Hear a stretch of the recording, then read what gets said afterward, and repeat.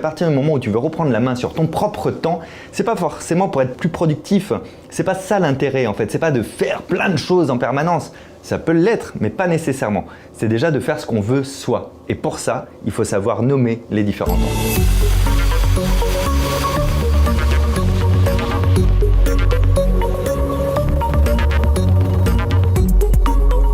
Il y a dans nos journées du temps dédié au travail, du temps obligatoire, du temps personnel, du temps pour soi, du non-temps, du temps perdu. Ça, c'est les 6, pour moi, non du temps qu'on consomme dans une journée. Si on sait à chaque moment dans quel temps on est, alors on peut maîtriser ça. Par exemple, si je décide d'être dans du temps pour moi, en prenant une pause sur laquelle je vais lire, par exemple, est-ce que c'est du temps perdu?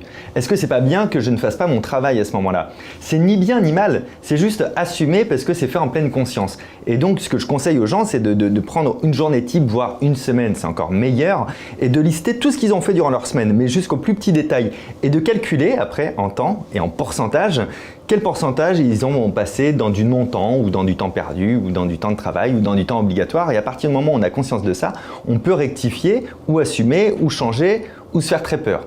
Parce que ce qui fait extrêmement peur, c'est de voir à quel point on est dans du temps perdu. Et le temps perdu, il ne doit pas pouvoir exister. Le temps perdu, c'est par exemple aller sur Internet pour choper une information et y être encore 1 heure après sur un truc qu'on n'a pas décidé au départ. Ça, c'est du temps perdu. Le temps pour soi n'est jamais du temps perdu. Le temps personnel non plus. On a des valeurs comme ça dont il faut se libérer. C'est pas grave de rien faire. C'est pas grave de prendre du temps, mais toujours en pleine conscience. Il faut l'avoir décidé. Et aujourd'hui, je veux rien faire, par exemple.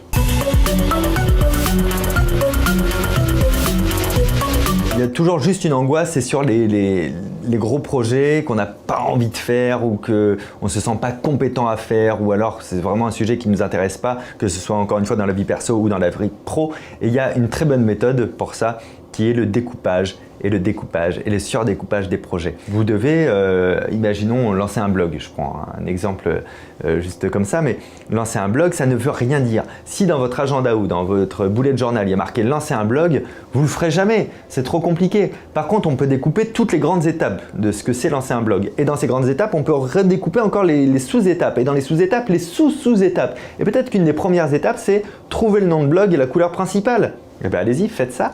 Et là, vous aurez déjà un succès, vous aurez réussi quelque chose, vous pourrez le rayer, il y aura un sentiment aussi de satisfaction personnelle et d'accomplissement qui sera bien. Et au fur et à mesure, vous allez gravir les échelles de votre découpage. Donc c'est très intéressant de découper au maximum les projets quand ils sont trop généralistes ou qui sont trop oppressants.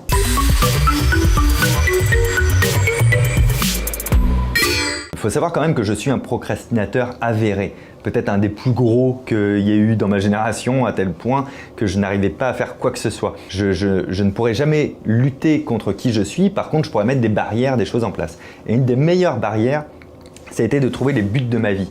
Et les buts de ma vie, je les ai appelés les mantras. Le mode d'emploi pour arriver le plus vite possible à ces mantras, c'est on prend une feuille, on liste en vrac durant une journée entière ou 2 jours, faut se laisser le temps, tous les buts qu'on a dans la vie. Toutes les choses qu'on voudrait avoir, faire, accomplir, expérimenter. Ça peut être faire un saut en parachute, mais ça peut être aussi acheter la dernière console de jeu. On ne se pose pas de limites, on n'est pas là pour se juger, on note tout. Une fois qu'on a ça, on essaie de diviser la liste par 2 en trouvant de nouvelles phrases qui sont des concepts en fait qui vont reprendre plusieurs de ces phrases. Donc si j'avais acheté une nouvelle console de jeu, aller au parc Astérix, peut-être que déjà ces 2 phrases, je peux les réunir avec un truc aussi simple que passer du temps à jouer. Voilà, ça peut regrouper plusieurs choses. Et on essaie comme ça donc de diviser cette liste en 2. Une fois qu'elle est divisée en 2, on va encore chercher à trouver des concepts qui vont réunir des phrases. Et c'est là où ça devient un petit peu plus dur parce c'est presque philosophique comme travail. Il faut trouver un petit peu ce qui relie tout ça. Et une fois qu'on a plus que 2, 3, 4 phrases, là on va chercher un mot ou 2 mots ou 3 mots-clés maximum pour représenter en fait toutes ces phrases-là. J'ai compris 2 choses, que mes mantras à moi personnels, c'est l'autonomie et la liberté. Si j'atteins ces 2 choses dans ma vie, alors je suis heureux. Et mes mantras, ils fonctionnent un petit peu comme une boussole. C'est comme si dans la main, j'avais une boussole et à chaque fois que j'ai une opportunité qui se présente à moi, ou une décision à prendre, ou je sais pas, n'importe quoi, je regarde en fait si les aiguilles vont dans le sens de l'autonomie et de la liberté. Si une des 2 n'y va pas, je fais pas. Et si les 2 n'y vont pas, je fuis en courant. Et ça, tout le monde peut le faire. Et je vous assure que ça vous enlève une charge mentale terrible de savoir enfin pour une fois quels sont les mots qui vous rendent heureux. Sans paraître défaitiste, on est là, un claquement de doigts sur Terre. Il y a une règle, c'est que chaque matin on se réveille, on a 1440 minutes à dépenser.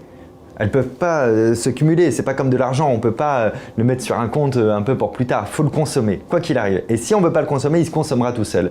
Et on a ce cadeau-là tous les jours, peut-être, parce que ça peut s'arrêter dans 1 heure. Une fois que tu as compris ça, tu as tout compris, quoi. La seule urgence, c'est d'être heureux et d'expérimenter.